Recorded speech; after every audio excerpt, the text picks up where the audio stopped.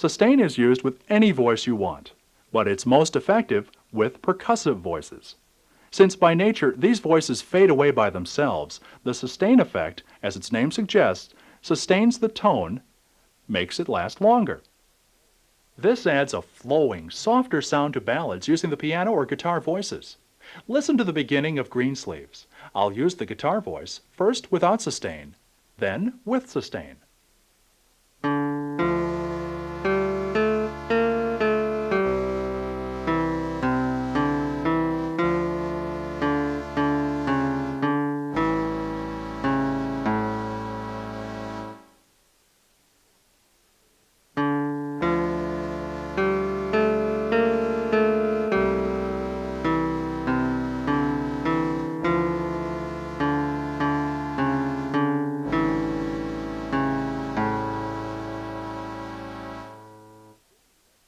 Makes quite a difference, doesn't it? Now I'll use the same example, but this time I'm going to add reverb, an echo effect.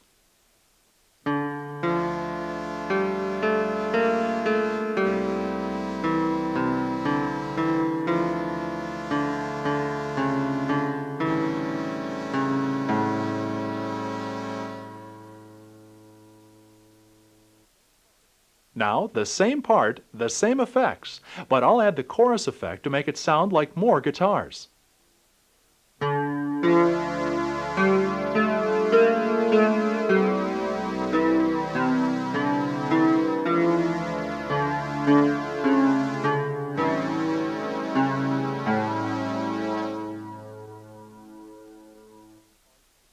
And the same part with stereo. The sound actually will come out of more than one speaker.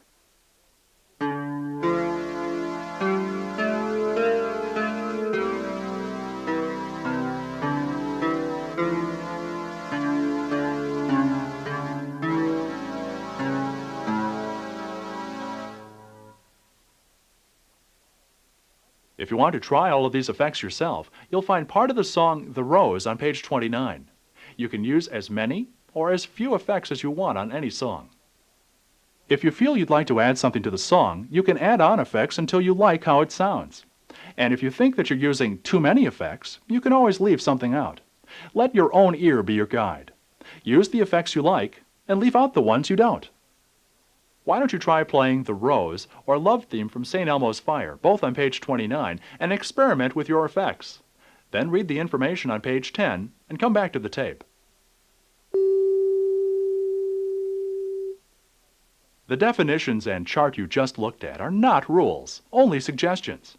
You may find it a helpful guide if you can't decide which kind of voice to use, if you wish to use a different voice than what is suggested in your music, or if you just want to experiment. If the song you are playing has a soft, solo, general sound, most of the voices in the soft solo column will sound appropriate for the song.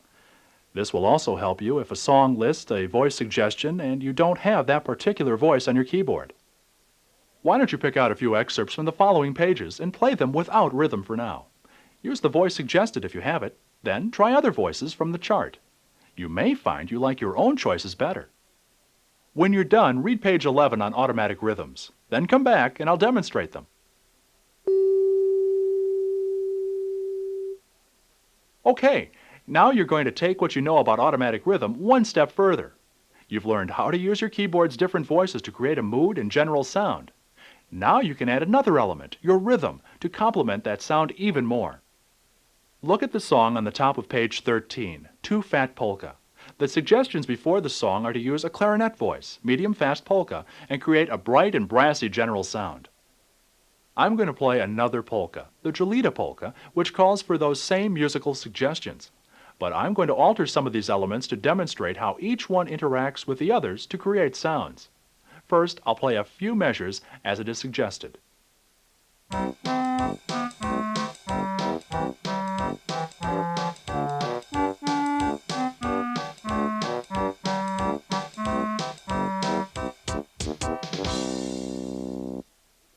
Now, I'll change the rhythm to rock instead of a polka.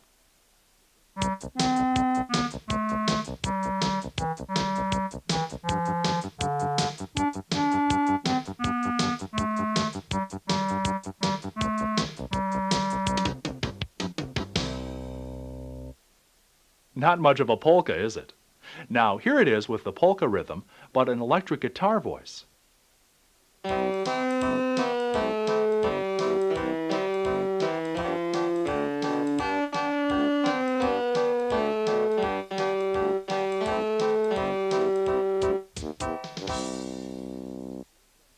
Hey, wasn't that the Eddie Van Halen polka? Why don't you play Too Fat Polka and the rest of the excerpts in this book? Change elements where you wish. Have some fun with them. Don't be afraid to try out different sounds. Part of playing music is being creative. Look at the Exploring Automatic Features book. The first 11 pages are review on what you've already learned, and then a more detailed explanation of automatic rhythm. Read through those pages, and when you come back, I'll discuss some of the other features. On page 8, you read about a feature called a tempo indicator or downbeat indicator. It may even be called something different. But its purpose is the same. It counts the beats in a measure and generally indicates which beat is the first beat in a measure. You'll see the first beat in a measure referred to as the downbeat. There are actually 4 downbeats in a measure that's in 4/4 time, 1 downbeat for every beat in the measure. When you have eighth notes in a measure and you count 1 and 2 and 3 and 4 and you're actually counting 4 downbeats. The 1, 2, 3, 4, and 4 upbeats, the ands. However, for simplicity and understanding, the only downbeat referred to in this series will be the first downbeat of a measure.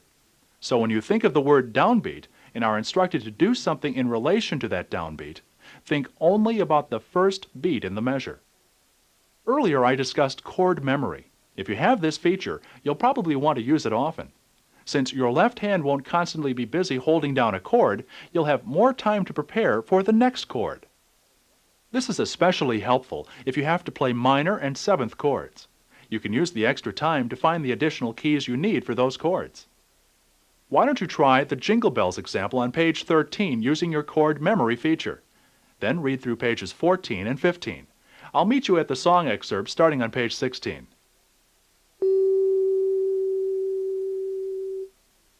I want you to hear how you can use 3 different rhythms and still make one song sound really great. I'll use a song that was used back in your Getting Started book. The song Aura Lee was made popular by Elvis Presley under the title Love Me Tender. I'm going to play just the first line of that song, first with a slow swing beat, then a slow rock, then a ballad. Here it is with the swing beat.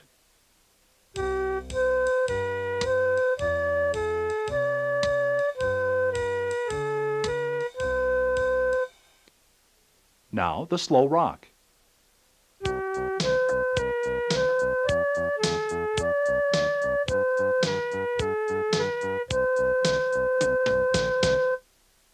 And the ballad.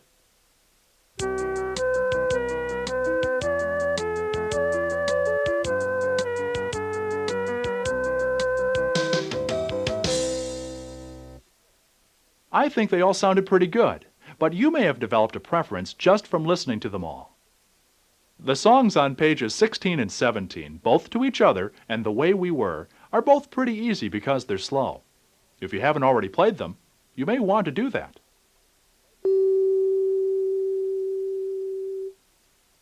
You may or may not have used the rock or disco rhythms yet, but I have a couple of helpful tips for you when using them.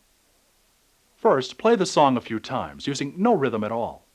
As you feel more comfortable with the melody and timing of the notes, add the rhythm. It's always a good idea to count out the beats and the measures as you play. This helps you to feel a beat and hear a melody fitting in before you play the song. Now just listen to my rock rhythm. I'll count out loud a few measures without any melody, just to get the feel of it. 1, 2, 3, 4, 1, 2, 3, 4, 1, 2, 3, 4, 1, 2, 3, 4.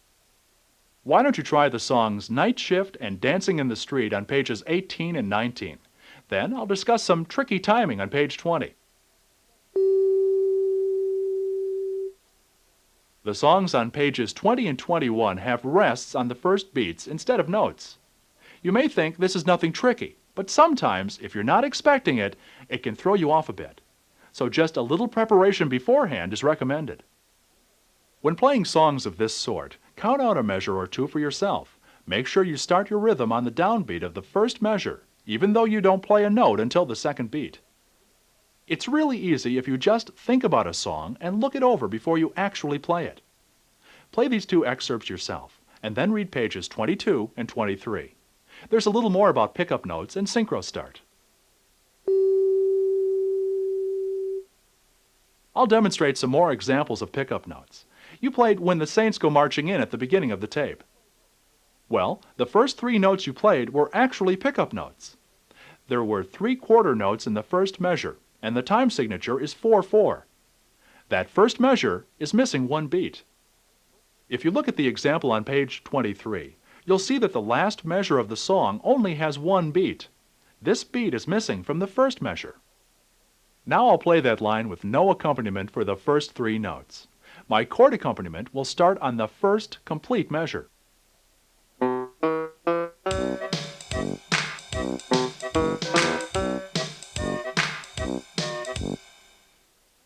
Why don't you play the second example, Clementine? Then play the next three song excerpts on pages 24 and 25 using your synchro start feature and beginning your chord accompaniment on the first complete measure.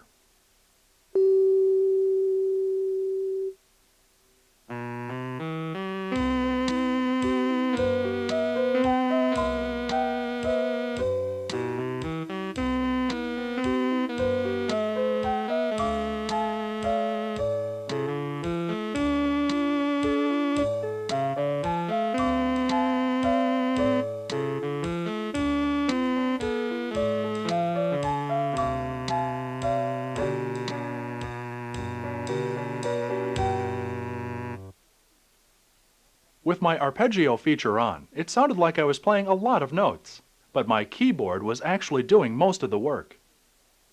You may have a button or switch that actually says arpeggio on it. If you don't worry, because you probably have this feature and don't even know it. It may be built into your ballad rhythm or slow rock, and even your waltz.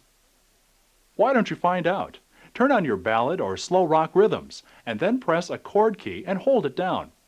Here's what my keyboard's arpeggio sounds like.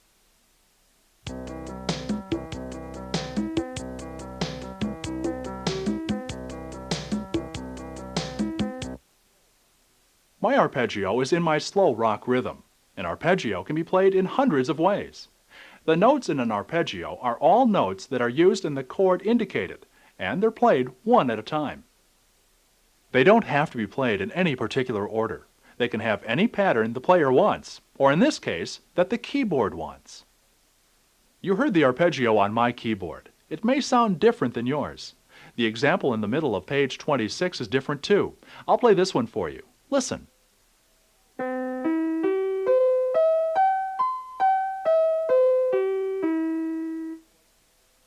If you press a C chord key, the arpeggio will contain only notes in a C chord. If you press another chord key, your arpeggio will change too. I'll demonstrate this with 3 different chords. This time, I'll play it with my waltz rhythm. The arpeggio will sound in 3/4 time, and will have a different pattern than my slow rock or ballad arpeggios.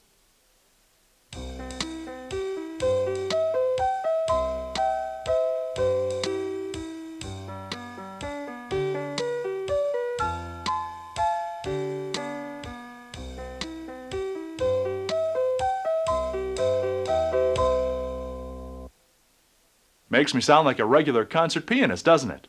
Okay, so it doesn't. Anyway, go ahead and play the songs on pages 27, 28, and 29, and then I'll demonstrate the variation and fill features. If you have the variation feature on your keyboard, your accompaniment possibilities will be at least doubled. Listen to my rock rhythm for a few measures.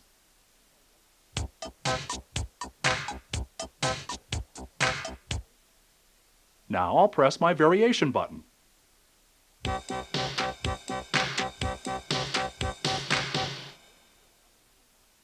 I've got a whole new accompaniment sound from one button.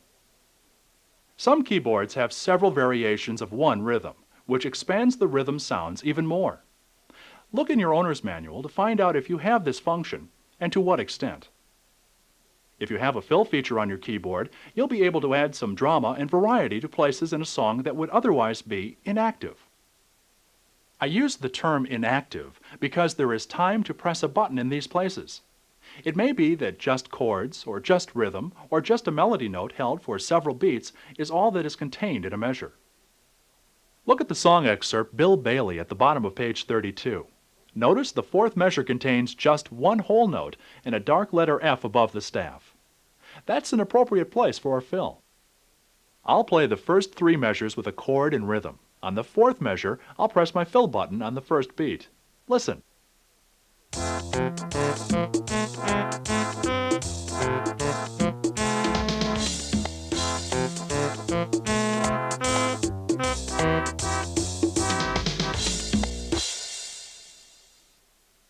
Why don't you go back to pages 30 and 31 and read about phrases, which give you a guide as to where fills would be appropriate.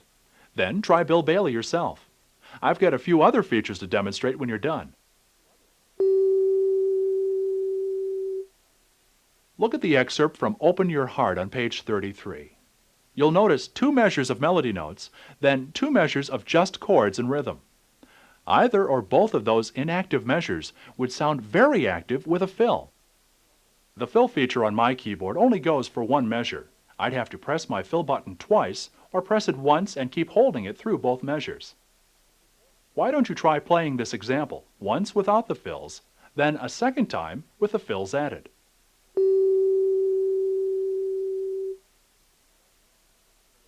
You know, I can't even play a drum solo like that with two hands, but I just played one with one finger. These are the kind of features that really make playing a keyboard fun.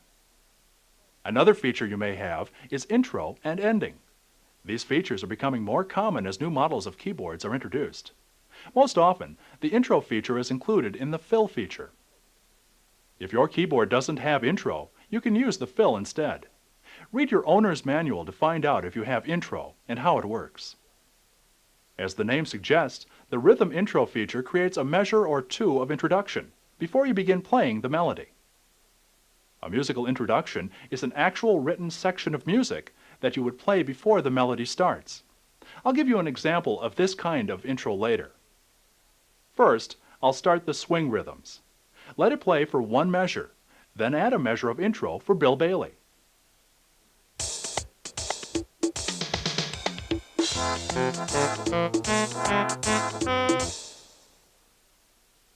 That's a nice way of letting the listener know you're going to begin a song. If you have an ending feature on your keyboard, you'll also be able to let the listener know when the song is finished. Instead of having to turn the rhythm off, you simply press the ending button when the song is over, or on the last measure of the song, and your keyboard will play a measure of drums and chords, and then stop by itself.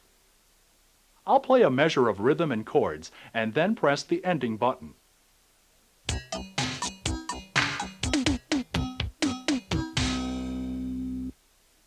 If you don't have the ending feature, the smoothest way to end a song is to let the rhythm sound for one extra measure after your melody or last measure has ended.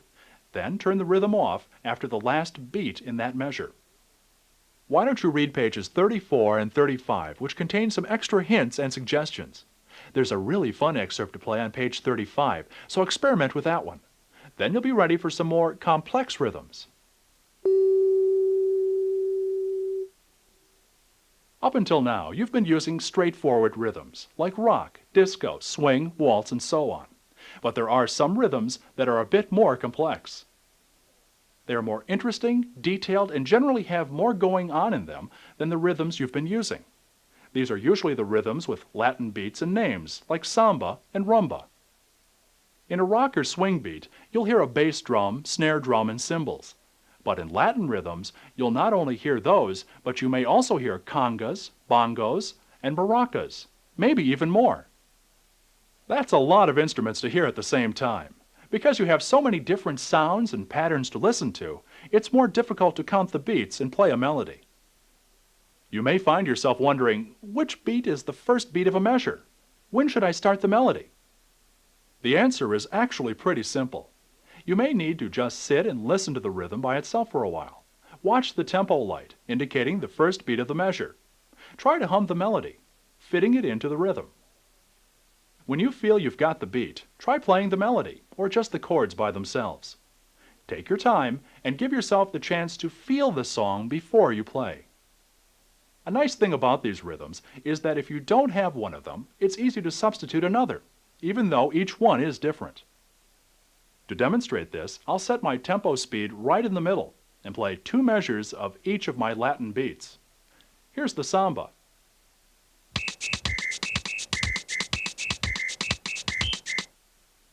Now, the rumba.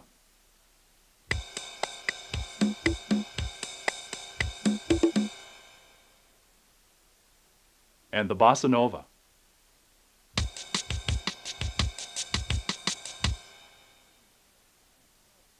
Now, if I didn't have a samba, I could set my rumba at a faster tempo and use it instead.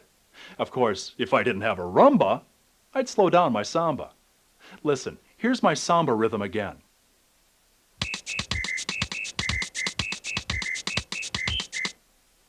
Now here's the rumba set on a fast tempo.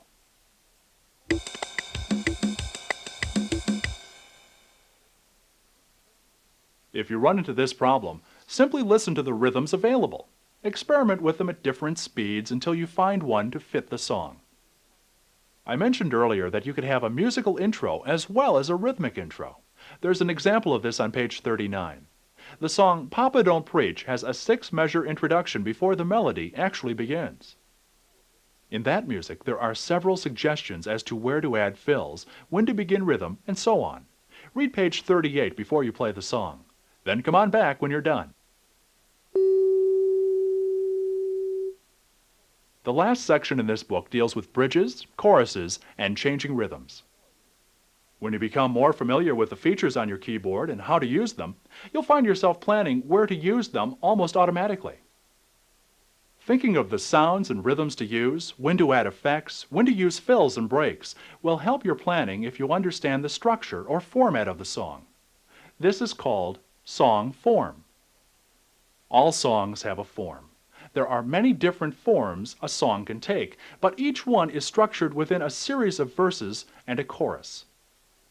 If you'd like to stop the tape now and read through page 43, you'll probably have a better understanding of the next example.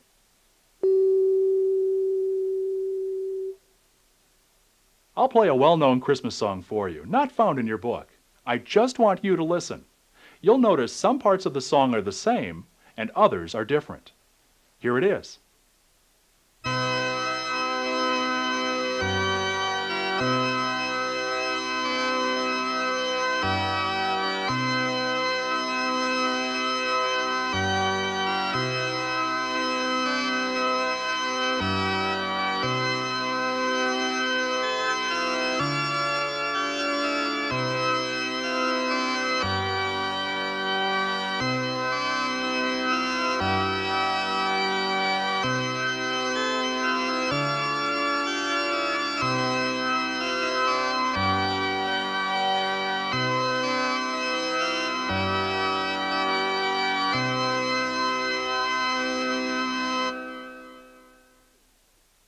The example of a song form in your book shows the AABA form.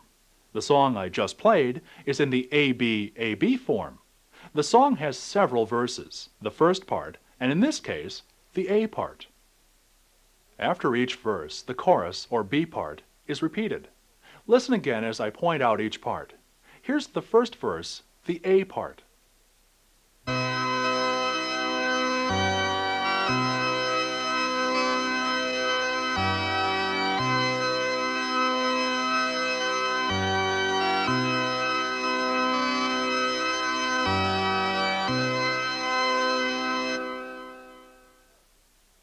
Here's the chorus, the B part. It sounds different from the rest of the song, doesn't it?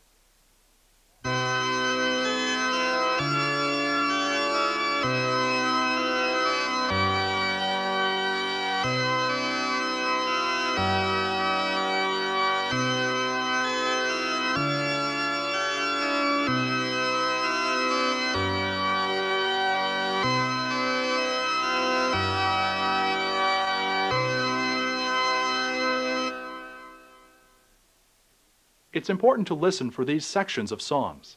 It gives you a better idea of where changes in rhythm or voices would sound best. The last song in the book is one in which a rhythm change could occur before the first verse.